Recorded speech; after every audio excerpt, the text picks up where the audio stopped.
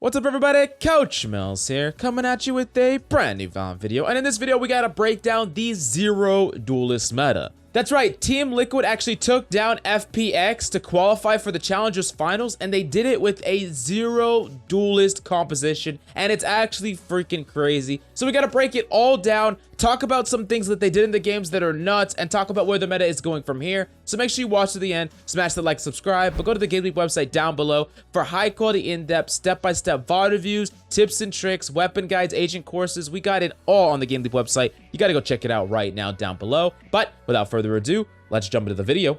So Team Liquid actually qualified for the Challengers Final event, where Fnatic and them will face two other teams that qualify. Now that being said, Liquid is notoriously known for being one of the best EU teams, period, and have been known to play relatively aggressive compositions. Of course, with someone with the aim skill of Scream on your team, you can enable a lot of different duelists. But they actually just took down FPX, which was the top team in EU, with a zero duelist composition and looked extremely impressive while doing it. Let's break down the composition now. Viper, Killjoy, Brimstone, Skye, and Sage on freaking Haven. So not only is this composition not playing a duelist, but it's playing no Sova. Now, we gotta break down why. First off, we gotta talk about the fact that Viper is just way more powerful than she used to be. Viper's abilities basically replicate stalling AoE. So, for instance, having a smoke wall that just attacks you for 50 damage, being able to have your snake bites, and having your toxic orb, you basically have AoE on cooldown, and you can really mess up pushes over and over and over again. It makes her a Sentinel controller hybrid, and it's very, very strong. On top of that, Sage is being played a lot more as a flexible duelist replacement, someone that can be a little bit better on defense, but still play relatively aggressive on attack. And then, of course, Skye is the glue that holds this composition together, because Skye is not only a replacement for Sova in gathering information, but she is one of the best things that you can have on a composition that doesn't have any duelists, because Skye plus another person can replicate the same intro that you need. Skye can create the flash opportunity, and another character can follow up with it, and that's kind of how the composition works in a nutshell. Now, let's jump in individually and show a scenario or an instance where Liquid actually completely destroyed the enemy with not only ability use from the composition, but actually playing on a gamble. And let me explain. So Liquid is down 0-2, but watch how they win this versus much better guns and a numbers disadvantage. Because Jampy gets caught out mid and dies from that Sova drone. He gets detected, he gets killed, and then FPX puts down an alarm bot garage and just keeps poking. Now, this is where Liquid makes a crazy read, a full read or a gamble. And this is something that is incredibly powerful if it works out for you. Basically, they're going to full rotate A. They know the enemy team is mid, but they are all full rotating A as 4 people. Now, you might be asking, what the heck? Why are they doing this? Well, the thing is, first off, they're going to bait this out by smoking mid with Brim and Viper. They also know that the enemy keeps poking default, so it's likely that they're going to rotate off. And they're down in weapons and in numbers, so they are gambling here, quote unquote, because on paper, they're just going to lose any duel. But if they can manage to cut off an enemy when the time is ticking down, and guess what point they're going to go on, they can completely cut them off and win the round, which is exactly what happens. So FPX is going to push into A with all 4 of Liquid there. Slows are going to go out to stop short. Phoenix is going to get killed by a Scream from Heaven trying to enter point. Clock ticks down, and they have to push in, so they push through the Viper, Smoke, and Toxic, which hits them and makes them vulnerable, dealing 50 damage as well. The Skye Dog is gonna get a freaking kill and stun the Sova, which is gonna also get traded up. Skye is gonna end up clutching on the final kill with Sage, and this was absolutely amazing. 4v5, worst weapons, worst everything, but because of this one read, this one gamble, they actually managed to level the playing field. And you might be saying, oh, well, hey,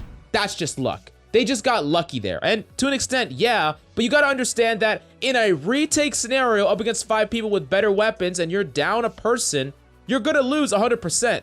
So it's worth it there to make the read. It's worth it there to make the gamble. And a lot of times you need to think about what your advantage is up against the enemy and how can you bring that to parity. I talk about this all the time. What can you do to turn that numbers disadvantage? What can you do to turn that weapons disadvantage? And this is just one more tool that you can add to your arsenal to really help you close on some of these rounds or get some rounds for free. Now, going back to talking about the composition, I want you to really see how Viper sets up here on defense. Watch as her wall, her toxic screen, is going to cut from B main all the way to A main. It's going to cover so much, and she's not even going to be playing near the wall. She's playing all the way on C. Sometimes she plays garage, or sometimes she plays the back of B, but typically she's playing on C. And a lot of her toxic screen is going to be risen or dropped depending on her teammates calling. That's basically it, and it's really strong for Viper to be able to help her team from so damn far away, not only alleviate pressure from mid, but A as well. On top of that, remember what we talked about before, where Viper screens are not only disincentives to push, like a form of AoE. You know, it's very similar to like, if you push through a molly, like a Phoenix molly, you would take quite a bit of damage. Same thing happens when you push through a Viper smoke, but they also block LOS. So they do two different things. They allow you to rotate safely. They allow you to alleviate pressure, prevent rushes from the enemy on points that you're not even near. And of course, you can have B and A covered with the toxic screen, but your individual point, you can have your toxic orb. And it's just such a sick setup. Honestly, it's so damn powerful. Viper is looking better and better.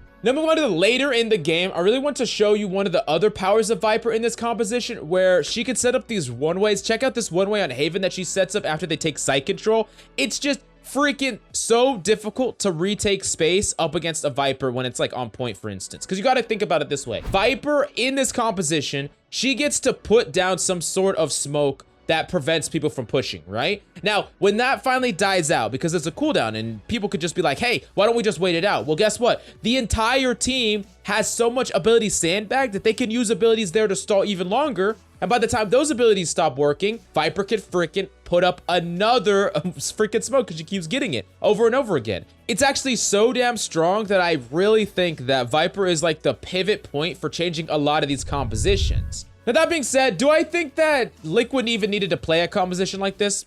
Probably not, because they have incredibly mechanically talented players on their team, and I think that when you have those all-star players, you can utilize a much more duelist-heavy composition. But I do think that this composition is a viable alternative to teams that really want to focus on the team play aspect far more than the individual gunplay aspect. And honestly, I think you could take this composition even a level higher and sub out the Brimstone for Astra. Now, you not only have the stalling capability of Astra, which is even more than Brimstone, but you got the double smokes in Viper and Astra. Astra could do all the jobs on attack. She could set up flush plays. I mean, I really can see the meta forming to where we don't even have that many duelists, and we just have all these crazy, super powerful ability-based characters. And maybe that's going a little bit too far. Maybe some of these characters need to be tweaked back, but we'll have to wait and see. But definitely let me know what you think about this composition. Do you like it? Do you dislike it? Do you want it to be meta? Or would you prefer some things get nerfed because you think it's going to get meta if it doesn't happen? I really want to know your opinion about all that in the comments down below. And go to the GameLeap website in the links down below for high-quality, in-depth advanced guides, VOD reviews, tips, and tricks. We got so much content on the GameLeap website that you have to go check out right now down below. But thank you so much for coming by. I hope you enjoyed the video. I love your faces, and I'll see you tomorrow.